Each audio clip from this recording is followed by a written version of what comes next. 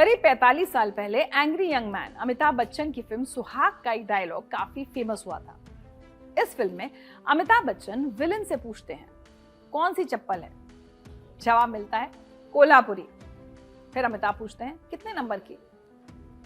जवाब कुछ भी हो, मगर ये महानायक के पैर से निकाली गई चप्पल ने साबित कर दिया था कि कोल्हापुरी सस्ती भले ही हो, मगर अपने आप में बिना शोरूम वाला बड़ा ब्रांड है।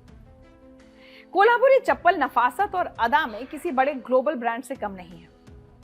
हाल ही में इटली के एक बड़े फैशन ब्रांड प्राडा ने कोल्हापुरी जैसी एक सैंडल को 1 लाख रुपए से ज्यादा में बेचा।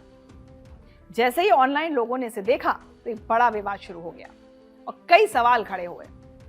लेकिन अब उसी प्राडा ने अपनी गलती मानकर भारतीय कारीगरों के साथ डील फाइनल की है। क्या था ये विवाद और कैसे हिंदुस्तानियों ने इटली के फैशन ब्रांड को झुकने पर मजबूर किया, ये एक बहुत दिलचस्प कहानी है। इसको अच्छे से समझिए और सुनिए। सबसे पहले बात करते हैं डील की। तो प्राडा ने महाराष्ट्र और कर्नाटक की 2 सरकारी संस्थाओं लिडकॉम और लिडकार के साथ एक समझौता किया है, जिसे एमओयू साइन करना कहते हैं, जिसके मुताबिक अब प्राडा कोल्हापुरी चप्पल की कॉपी बनाएगा, लेकिन क्रेडिट और वाजिब दाम देने के बाद। ये खबर इसलिए जरूरी है क्योंकि ये सिर्फ फैशन की बात नहीं है, ये बात है हमारी पहचान की, हमारी कला की और हमारे कारीगरों के हक की। इस प्रोजेक्ट का नाम होगा Prada made in India inspired by Kolhapuri chappals. चलिए अब थोड़ा पीछे चलते हैं और समझते हैं कि ये सब शुरू कैसे हुआ, सारा विवाद। जून 2025 में प्राडा ने अपना स्प्रिंग समर 2026 कलेक्शन दिखाया था ऑनलाइन। वहां कुछ सैंडल्स ऐसे दिखे जो हूबहू हमारी कोल्हापुरी चप्पलों जैसे लग रहे थे। डिजाइन वही, रंग रूप वही, लेकिन फर्क था कीमत का।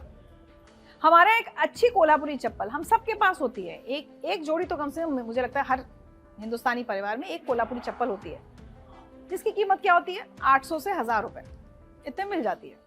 लेकिन प्राडा की उस चप्पल की कीमत जानते हैं कितनी थी? लाखों रुपए में से लगभग 1.25 लाख रुपए की चप्पल। जैसे ये तस्वीरें सामने आई, हंगामा मच गया। लोग कहने लगे कि ये तो चोरी है, ये हमारी संस्कृति, हमारे कारीगरों की मेहनत, सबका अपमान है।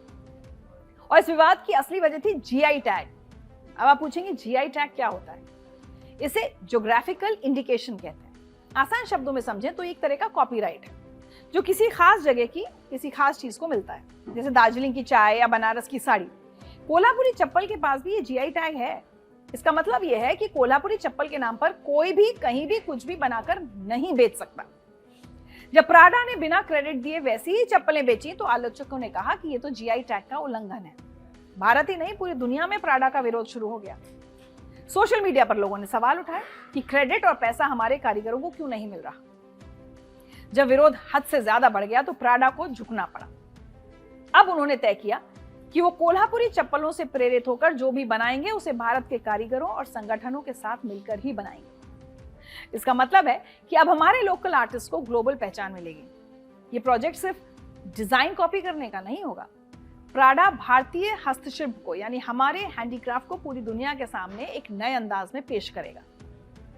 सोचिए, एक छोटे से गांव के कारीगर की बनाई चीज अब मिलान या पेरिस के बड़े शोरूम्स में दिखेगी और उस पर गर्व से लिखा होगा इंस्पायर्ड बाय कोल्हापुरी चप्पल्स। इस पूरे मामले से एक बात तो साफ है कि जागरूकता कितनी जरूरी है। अगर हम अपनी धरोहर, अपने जीआई टैग्स को लेकर आवाज नहीं उठाते तो शायद बड़ी कंपनियां हमारा क्रेडिट ले जाती हैं और हमें पता भी नहीं चलता। ये जीत उन कारीगरों की है जो पीढ़ियों से इस कला को जिंदा रखे हुए हैं। तो मैं बस इतना ही कहूंगी कि ग्लोबलाइजेशन के दौर में संस्कृतियों का आदान प्रदान तो होगा ही, लेकिन ये लेन देन बराबरी का होना चाहिए। प्राडा का ये झुकना और अब ये कदम एक अच्छी शुरुआत है। उम्मीद है कि इससे कोल्हापुरी चप्पलें बनाने वाले उन गुमनाम कलाकारों को सम्मान और दाम मिलेगा जिसके वो असली हकदार हैं। और ये बाकी इंटरनेशनल कंपनीज के लिए एक बहुत कड़ा संदेश है। हिंदुस्तान का सामान चोरी करोगे तो जवाब देना पड़ेगा और झुकना भी पड़ेगा, जैसे प्राडा को झुकना पड़ा।